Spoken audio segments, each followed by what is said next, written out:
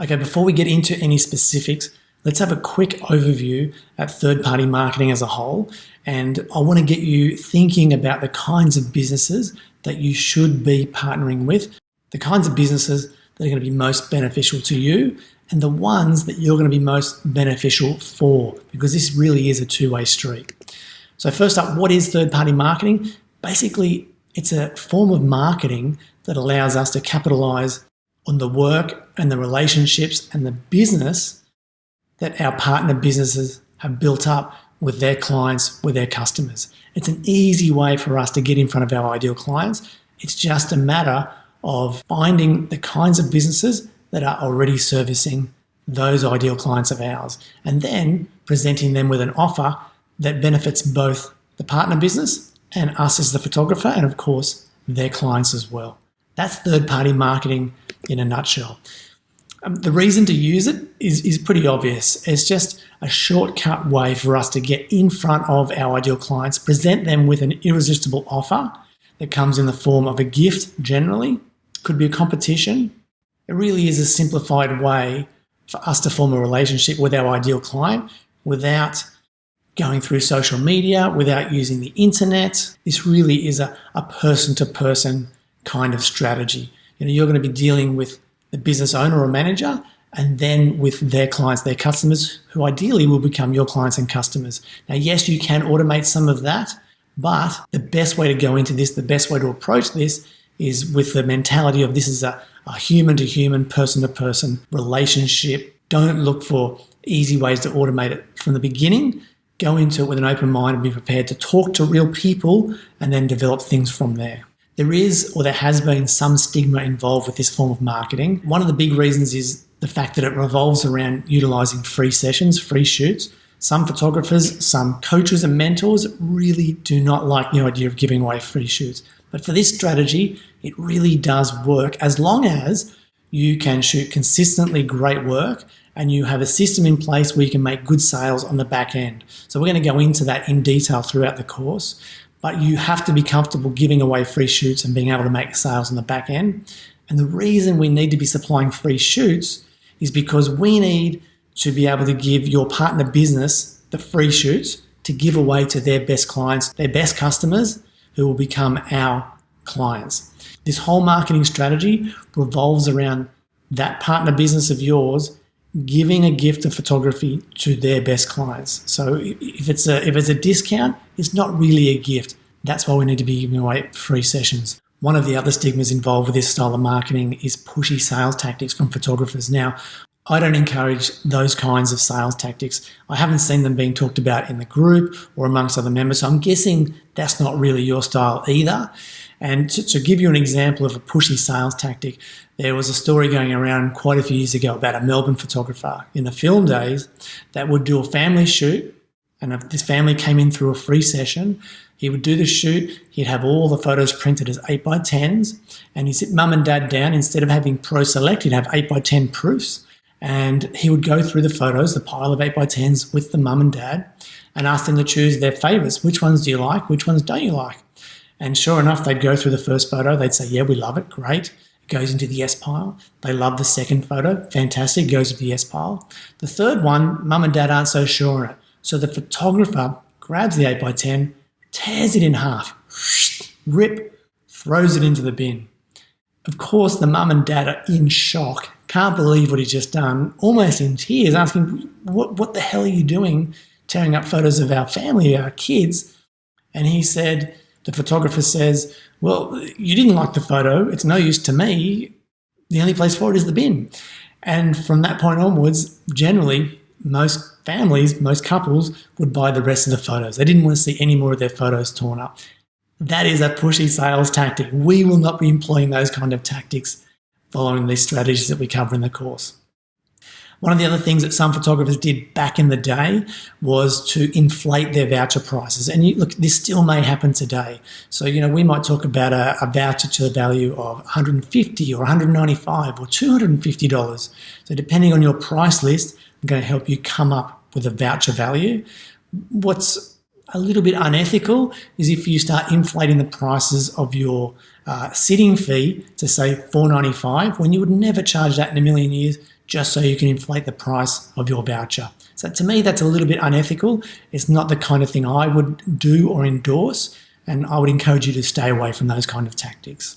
The other tactic, which you've probably heard of and probably can totally relate to from other conversations with Facebook-style ads, is hiding the fact that you'll be making sales after the shoot. So it's imperative that you let your clients know that come in through your third-party marketing strategy that there will be a sales session at the back end. That's really important because we're going to use that conversation to help weed out the people that aren't interested in spending anymore. Don't hide that fact. Don't avoid that fact. You don't want to spring the idea that there's going to be a sale at the back end for these clients that are coming on a free shoot. Because what's going to happen if you create any animosity with a client that came through your third-party marketing strategy, if you made them feel uncomfortable at all, if they didn't enjoy the experience, the first place they're going to go back to is to the business that gave them the voucher. And if they hear wind of a bad experience with us, the photographer, then that's probably going to be the end of your third-party marketing partnership. So we want to do everything as above board as possible. Educate your client as they come through, make them aware of what's going to be happening throughout the process. And of course, that there's going to be a sales session at the back end and possibly what most of your clients generally spend following one of these shoots. So just be upfront and you'll avoid all the stigma that's involved with any kind of marketing that revolves around free sessions. Okay, now we need to think about the kinds of businesses that you should be targeting to partner with for your marketing strategy. And the very first thing you need to ask yourself is, who is your perfect target client? Who's your ideal client?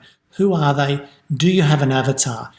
If you can describe your ideal client, if you know who they are, you should know where they are spending time in real life, where they're spending money in real life, where do they spend money on their kids and their pets. Think about all the places, all the businesses, all the service providers that are attracting your ideal clients and having them spend money with them. And if those companies, those businesses, those service providers are more of a luxury type service or business, even better, because it gives you an idea that these people have some expendable income, which is generally the kind of people that we want to be targeting as photographers. Not always, but that's usually a good place to start. Now, when you're thinking about these kinds of businesses where your ideal clients spend time in real life, and the reason I say in real life, because if they're going into a store in real life, then we can go to that store and start forming this relationship, this partnership. Okay, if they're doing business online, like if they're doing most of their buying from Amazon, that doesn't really help us. We need to find stores in real life, in your local community that they're going to spend their money and time. Now, when you think about the kinds of stores that you want to be partnering with, the kinds of stores where your ideal clients are hanging out, we want to focus on independent, family-owned stores. So not chains, not franchises, because it's very difficult to get these kinds of programs, third-party marketing strategies, set up inside a business that's part of a franchise or a larger chain. So we're looking for, in US terms, mum and pop shops. Okay, so it could be a sole trader, it could be a partnership, it could be a proprietary limited, but you want it to be independently owned, a standalone business where you can walk into the store and have a discussion with the manager or the store owner and they can make a decision on marketing. And that's where you can build that relationship and really develop your strategy with them. Some of the stores, businesses and service providers that come to mind for me include daycare centres, toy stores. Look, there's a long list here. You can read through this list. Kids' clothing stores, sports stores, soccer clubs, car dealerships are a great one. Tyre stores, women's clothing stores, jewellers, hairdressers, beauty salons, surf shops, local restaurants, cafes. There's so many different stores where people are spending money regularly. So think about these independently owned stores where your ideal clients are hanging out. And we want to get a list of those put together. Now, it goes a step further because not every business in those categories will be the right business for you. So some other things to consider is store volume is usually the first one that students think about. A photographer, you talk to them about a marketing strategy, they think, more has got to be better. I want to go to the biggest store, the one with the most customers. That's not always the best way to go. It's more about the relationship that you can build with the store owner or the store manager and the relationship that they have with their clients. if you can focus on the businesses that have good relationships with their customers and their clients, it's going to be so much better for you because they will do a much better job of selling the idea of a family portrait session or a pet photography session or a kids photo session with their clients, okay? Because they can see the benefit of this third-party marketing partnership. And, a perfect example of this for me is when I used to manage a fishing tackle store in Erina. I did this before my photography business. The number one thing that got drummed into me by the owner of the store is to learn the names of the customers that come in the store, obviously the regular ones. And it was a massive change to business. As soon as I learnt the name, so as soon as Jim walked in the door, it's, "Hey Jim, how you going, mate? Hey Rob, how are you, mate? John, how did you go fishing at Lake's Entrance last week? Julie, how did you go up at Wyong River?" Everything changes when there's a good relationship between the store owner, the store manager, and their customers and clients. And I'm sure you've experienced the same thing. But for me, when those customers walked into the fishing store, if I knew their name, I could see their chest came out a little bit. They walked in like they were known. They felt like they were part of the shop, part of the store, part of the scene. And I could sell them anything a lot easier than a first-time customer that didn't know me, I didn't know them, there was no relationship. So think about the stores you want to partner with. Think about how they interact and talk to and relate to their customers and clients. And if you know someone that has a good relationship with their clients, with their customers, they are the kind of businesses that I would be targeting first. Now, volume is something to consider because you want to have enough people coming in and doing business with the store to make it viable for you to give out these vouchers and have enough clients coming back in for shoots. So volume, you still want to consider that. And look, if someone's in business today and they've been in business for a few years, there's a good chance they know a little bit about business anyway. The other big thing we don't want to do is target multiple businesses in the same niche in the same town.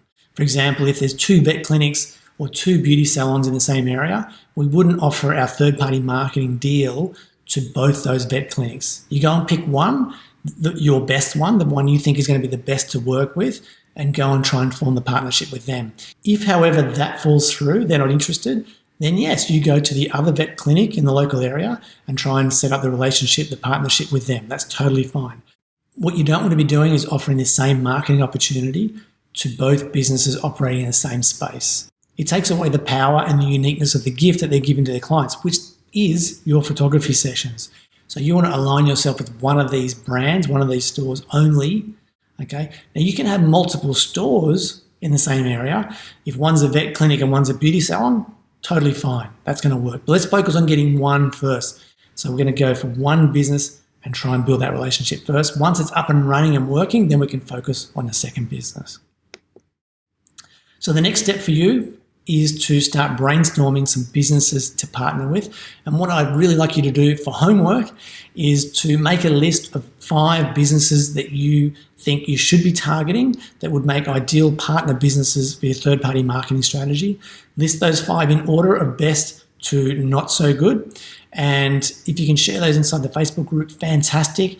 And in addition to giving us the name of the store and what kind of store they are, tell us why you feel they are the best store to partner with. Is it volume of customers? Is it a relationship that they have with their customers? Do you think they have a large database? They've been in business for a long time. They're servicing your ideal clients, and you know that for a fact because of such and such.